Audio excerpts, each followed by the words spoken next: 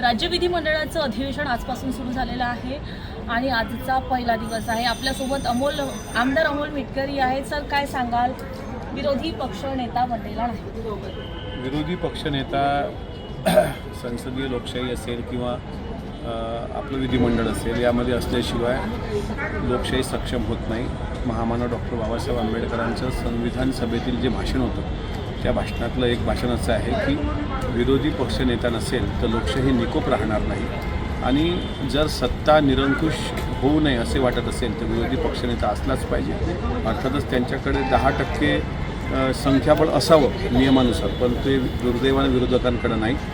पण तरीही विधिमंडळाचं कामकाज चालायला विधान परिषद आणि विधानसभा हे दोन्ही सभागृहामध्ये विरोधी पक्षनेता असणं अत्यंत आवश्यक आहे। महाराष्ट्राच्या इतिहासात हे पहिल्यांदाच घडले आहे, याकडे कसं बघता?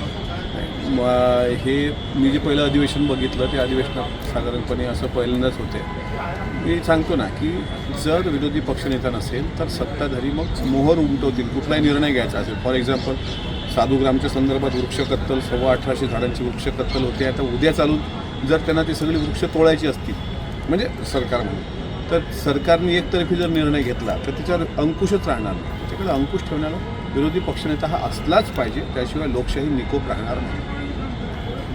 2 नावं डिक्लेअर करण्यात येणार, तर हे कधी डिक्लेअर होणार? तुम्हाला काही याची कल्पना?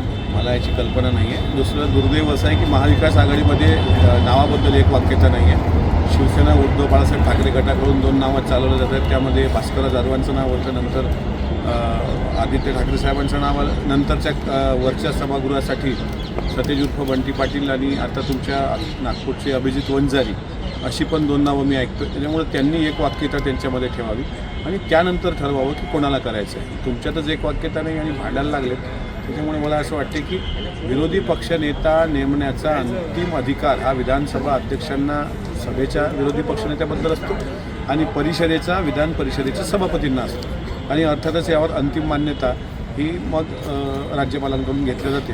पण तुर्तास तरी महाविकास आघाडीमध्ये एक वाक्यता होईपर्यंत ह्या निर्णय होणार नाही। शेतकरी आत्महत्या थांबलेल्या नाही, शेतकऱ्यांकडे कसं बघता? आपण पण एक शेतकऱ्यांचेच पुत्र आहात, काय सांगा? शेतकऱ्यांचा पुत्र आहेच, त्यात काय दुमत असण्याचं कारण नाही। शेतकरी आत्महत्या रोखणं हे प्रत्येक सरकारच्या पुढचं एक फार मोठं अग्निदिव्य असतं। शेतकरी काही फार मागत नसतो, शेतकऱ्याला त्यांनी पिकवलेल्या मालाला जो हमीभाव ठरलेला आहे सरकारचा तो जरी वेळेवर व्यवस्थित भेटला तरी शेतकऱ्याला आत्महत्येची पाळी येत नाही।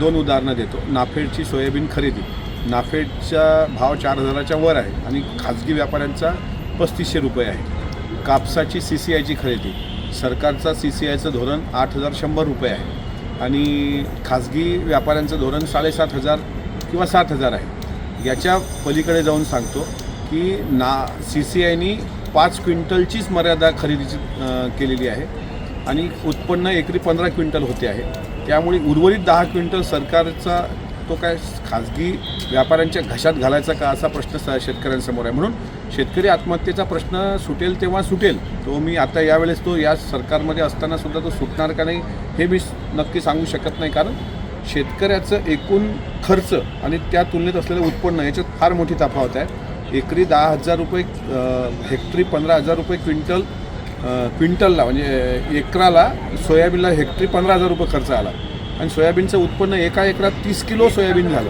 तर हा जो विरोधाभास आहे हा कमी करण्याकरता त्यानं पिकवलेल्या शेतमालाची शासकीय भावात खरेदी पूर्णपणे झाली पाहिजे। हा एक त्यातला छोटासा पण एक सकारात्मक मार्ग आहे। महाराष्ट्रातील ताज्या बातम्यांसाठी बघत रहा टाइम्स टुडे टीव्ही। सोबतच शेअर करा, सबस्क्राईब करा आणि बेल आयकॉन प्रेस करा।